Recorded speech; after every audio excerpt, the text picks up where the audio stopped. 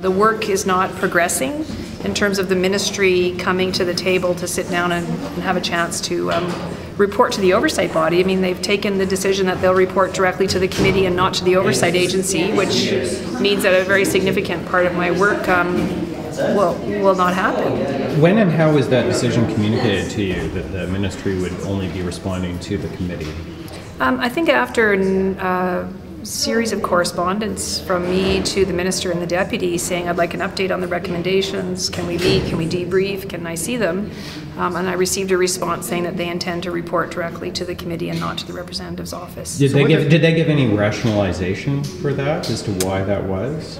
No, they haven't. So I've written again to the minister just recently saying I'd like her assistance to resolve this issue, because I don't think it makes the oversight function meaningful.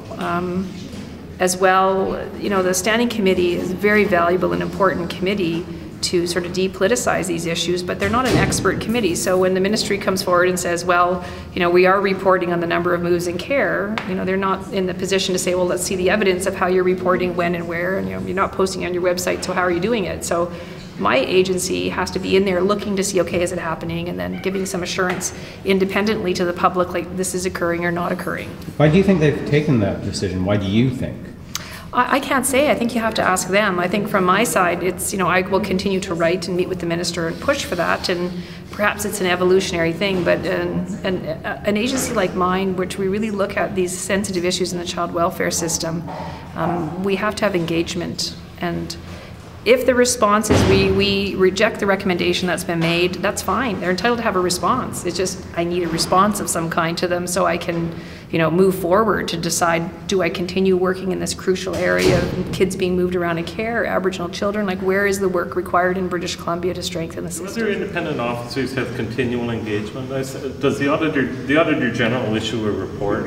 He has the Public Accounts Committee. I mean, there is some. I think that's the interesting thing with the representative's office is, again, Mr. Hughes had a more dynamic concept that because the child welfare system was just that perilous in British Columbia, the idea was the oversight agency has to get involved and be, an agent to keep it moving, report regularly, make sure the change is being made, be very active. I mean, it's a very active area. So it's not a periodic look at the books. It's like, how is there a system? Is it functioning? How is it working? And I think that the model for it to work that's the model. Because we have to land and address the issues that are there. And some of them, do they get addressed? In some areas maybe, but consistently across the province, we don't know. The reporting's just too poor. Given government's, specifically the ministry's response to you to date, are you all worried about the future of your office? The future existence even of your office? Well, I think for me, in order to do a good job, I just try to really stay focused on the task at hand and work at the task at hand. I'm not really worried about the future of the office, I just worry about the effectiveness. I want this office to be effective, to get people across partisan boundaries, people who may be very sensitive to talk about these issues, have their backs up. I mean, to bring that down and to actually get some of the work done. And it's been a chore to get the Ministry for Children and Families to engage on some of these difficult issues.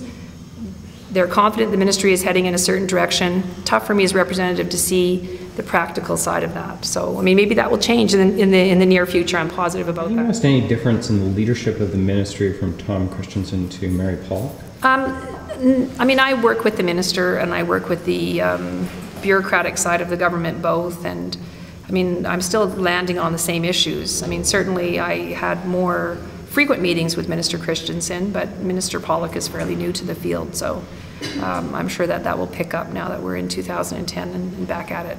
But anyway, thank you very much. Thank you. Thanks.